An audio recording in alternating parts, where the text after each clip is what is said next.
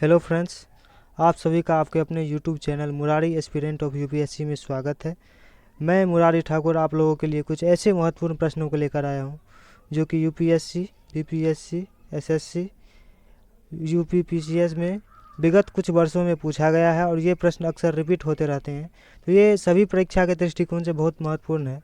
तो आज का पहला प्रश्न है, दिल्ली की राजगद्दी पर अफगान शासकों के शासन का निम्नलिखित में कौन सा एक सही कालानुक्रम है? Option A Sikandar Shah, Ibrahim Lodi, Bahlol Lodi. Option B Sikandar Shah, Bahlol Lodi, Ibrahim Lodi. Option C Bahlol Lodi, Sikandar Shah, Ibrahim Lodi. Option D Bahlol Lodi, Ibrahim Lodi, Sikandar Shah. दोस्तों, इस प्रश्न का आंसर हो जाएगा ऑप्शन सी बहलोल लोदी, सिकंदर शाह, इब्राहिम लोदी। अगला प्रश्न है, दिल्ली सल्तनत के तुगलक राजवंश का अंतिम शासक कौन था? Option A Firoz Shah Tughlaq. Option B Ghiyasuddin Tughlaq Shah द्वितीय। Option C Nasiruddin Mahmood.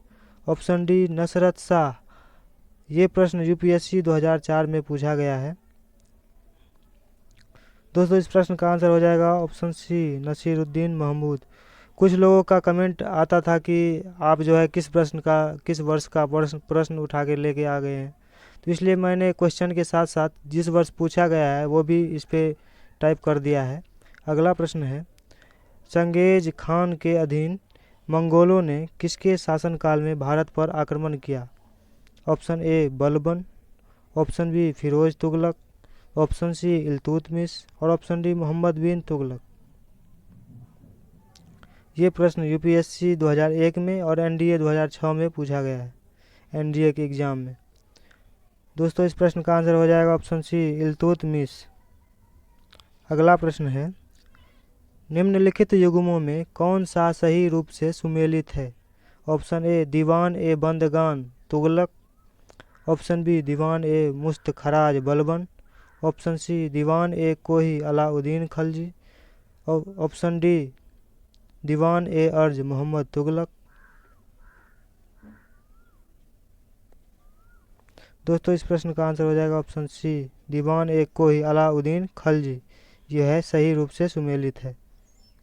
अगला प्रश्न है, जौनपुर राज्य का अंतिम शासक कौन था? Option A Mohammed Shah. Option B Hussain Shah. Option C Mubarak Shah और ऑप्शन डी इब्राहिम शाह। दोस्तों, ये प्रश्न यूपीएससी 2017 में प्रीलिम्स परीक्षा में पूछा गया है। आप चेक कर सकते हैं 2017 का क्वेश्चन पेपर उठा के। दोस्तों, इस प्रश्न का आंसर हो जाएगा ऑप्शन बी हुसैन शाह। अगला प्रश्न है, निम्नलिखित में से विजयनगर राज्य का प्रथम राजवंश कौन था? Option A Hoysala. Option B Sangama. Option C Saluva. Option D Tuluva. ये प्रश्न जो है यूपीएससी सीडीएस 2004 में पूछा गया है। दोस्तों, इस प्रश्न का आंसर हो जाएगा ऑप्शन बी संगमा।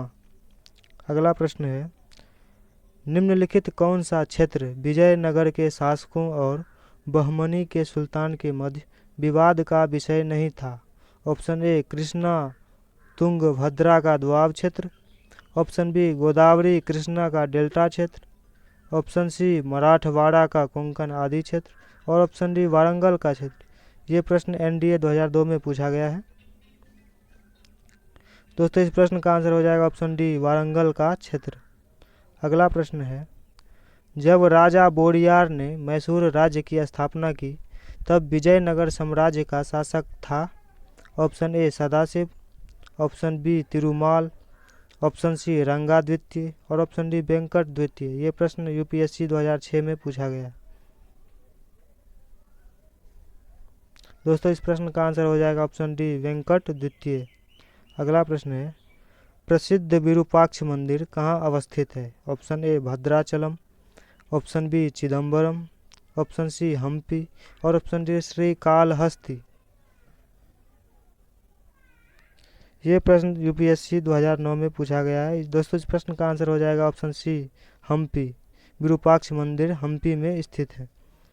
अगला प्रश्न है, प्रसिद्ध विजय विट्ठल मंदिर जिसके 56 तक्षिता स्तंभ संगीतमय स्वर निकालते हैं कहाँ अवस्थित है? Option A Belur, option B Chidambaram, option C Hampi और ऑप्शन डी श्रीरंगपट्टनम। ये प्रश्न 2008 में पूछा गया है यूपीएससी में।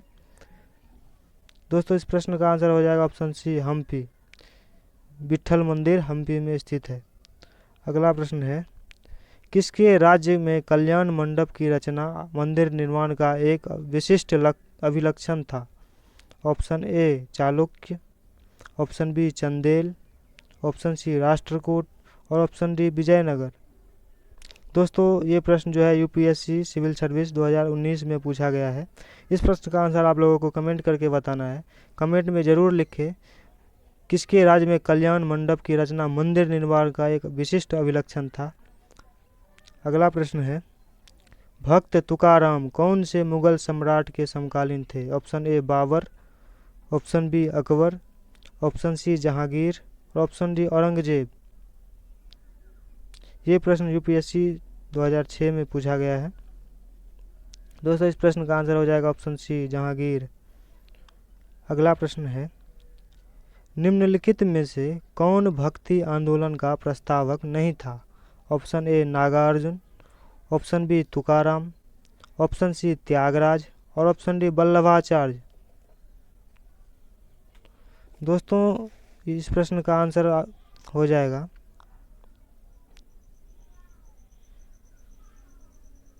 Option A Naga Arjun. अगला प्रश्न है, किस मुगल बादशाह ने जजिया नामक कर पुनः लगाया?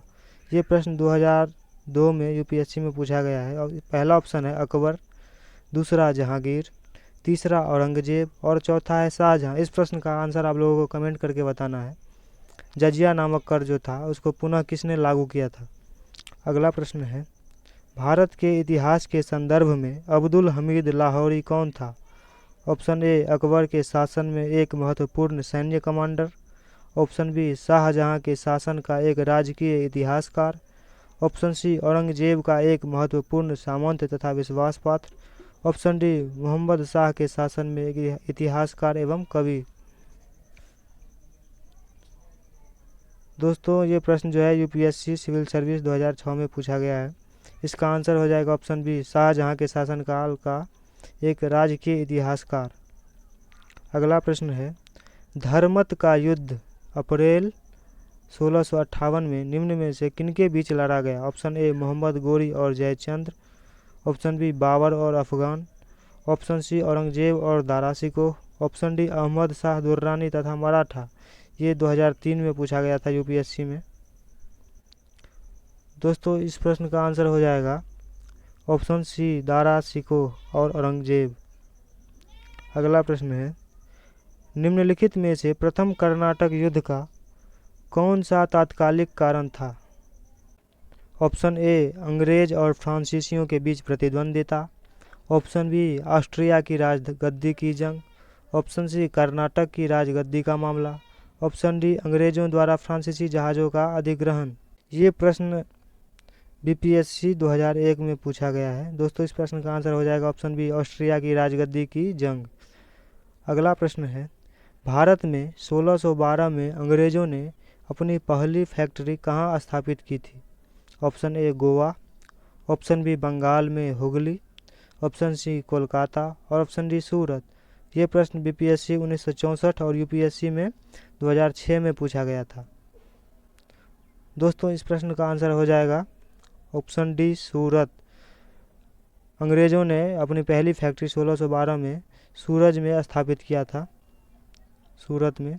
अगला प्रश्न है, मद्रास में इंग्लिश ईस्ट इंडिया कंपनी के अधिवास स्थान को किस नाम से जाना जाता था? Option A Fort William, option B Fort Saint George, option C Elphinstone Circle और ऑप्शन डी मार्बल पैलेस। ये प्रश्न बीपीएससी 1994 और यूपीएससी 2006 में पूछा गया है। दोस्तों इस प्रश्न का आंसर हो जाएगा option B Fort Saint George. अगला प्रश्न है, सती प्रथा का अंत करने तथा ठगी को समाप्त करने का श्रेय किसको जाता है? Option A Lord Dalhousie, option B Lord William Bentinck, option C Lord Auckland option D Lord Canning. दोस्तों ये प्रश्न एनडीए 2010 ईस्वी में पूछा गया है। इस प्रश्न का आंसर हो जाएगा option B Lord William Bentinck. आशा करता हूँ दोस्तों ये वीडियो आप लोगों को अच्छा लगा होगा। वीडियो अच्छा लगा हो तो वीडियो को लाइक ज़रूर करें, अपने दोस्तों के साथ शेयर ज़रूर करें और सब्सक्राइब करके बेल आइकन के घंटे के बटन को ज़रूर दबाएं, जिससे कि हमारी नई नई वीडियो की नोटिफिकेशन आप तक सबसे पहले पहुंचे।